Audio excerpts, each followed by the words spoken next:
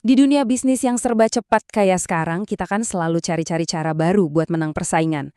Tapi, gimana kalau jawaban yang kita cari itu sebetulnya bukan ada di masa depan, tapi justru terpendam di masa lalu?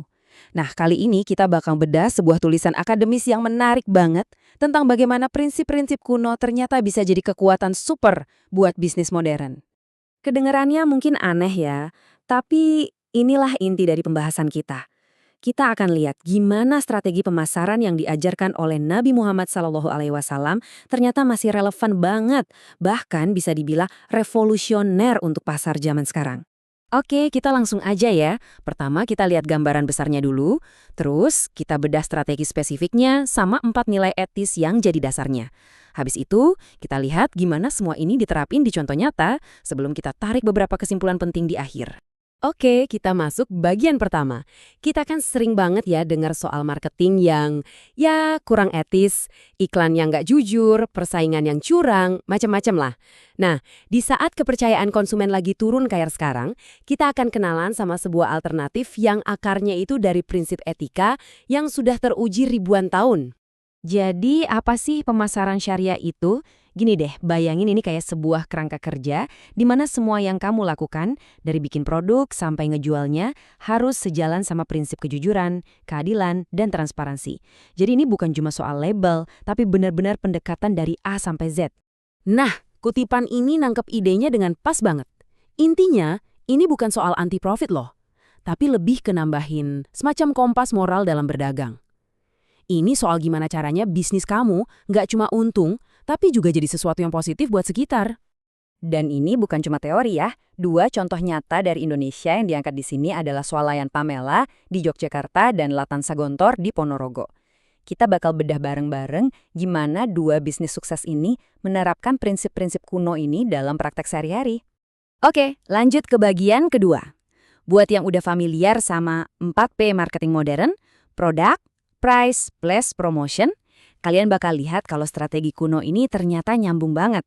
Tapi, dengan penekanan etika yang jauh lebih dalam. Yang pertama, produk. Konsepnya simpel tapi dalam banget. Sebuah produk itu nggak cukup cuma boleh dikonsumsi, tapi juga harus berkualitas tinggi, bermanfaat, dan benar-benar baik buat konsumen. Jadi ada dua standar di sini, etis dan berkualitas. Kedua, soal harga.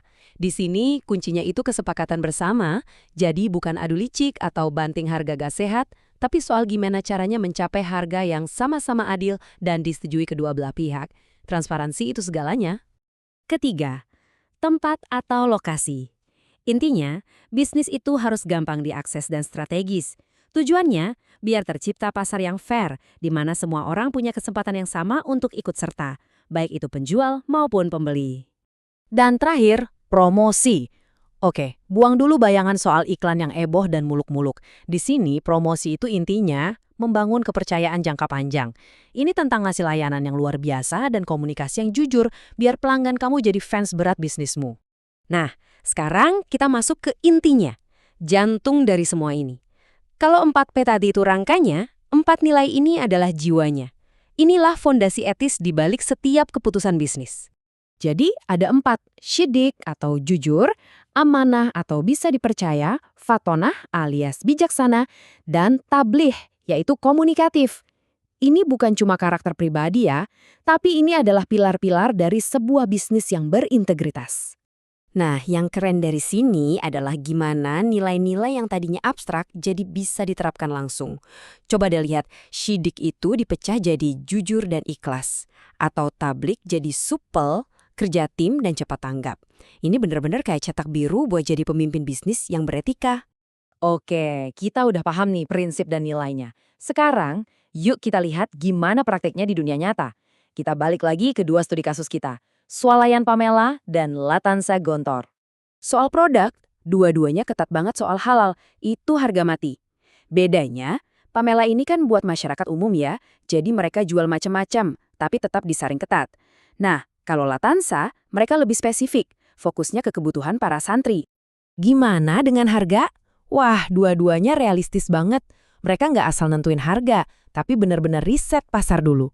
Pamela coba untuk selalu lebih murah dari kompetitor. Sementara Latansa, mereka transparan banget. netapin margin keuntungan yang wajar untuk tiap jenis barang. Prinsip suka sama sukanya dapat banget. Strategi lokasinya beda, tapi sama-sama cerdas. Latansa itu enak, lokasinya udah nyatu sama komunitasnya. Kalau Pamela, mereka belajar dari pengalaman. Awalnya mungkin coba-coba, tapi sekarang mereka pakai data. Buka toko di jalur-jalur yang rame dilewatin orang pulang kerja. Nah, bagian promosinya ini menarik banget. Pamela pakai cara modern. Nih pakai sistem kupon buat bikin pelanggan setia. Kalau Latansa, mereka lebih ngandelin kekuatan klasik. Promosi dari mulut ke mulut. Ini kan bentuk kepercayaan paling tulus ya. Plus mereka kasih diskon khusus buat komunitas inti mereka. Oke, kita udah lihat kan gimana teori ini jalan di dunia nyata.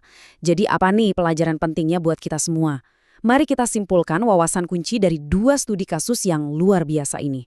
Kisah Pamela dan Latansa ini nunjukin satu hal penting. Mereka buktiin kalau jujur, mentingin pelanggan, punya strategi yang jelas, dan harga yang adil, itu bukan penghalang sukses, tapi justru jadi fondasinya. Dan ini dia poin utamanya. Anda nggak harus menganut agama tertentu untuk menerapkan ini. Mau kita sebut spiritualitas, etika, atau tanggung jawab, intinya sama aja. Menjalankan bisnis dengan rasa tanggung jawab yang mendalam. Buat pelanggan, komunitas, dan diri kita sendiri. Ini itu model universal buat bisnis yang etis dan bisa bertahan lama. Sebagai penutup, coba deh kita renungin pertanyaan ini. Coba bayangin sebuah dunia di mana setiap jual beli itu dasarnya kepercayaan, setiap produk dibuat dengan jujur, dan setiap bisnis dijalankan bukan cuma pakai otak, tapi juga pakai hati. Kira-kira bakal jadi seperti apa ya dunia itu?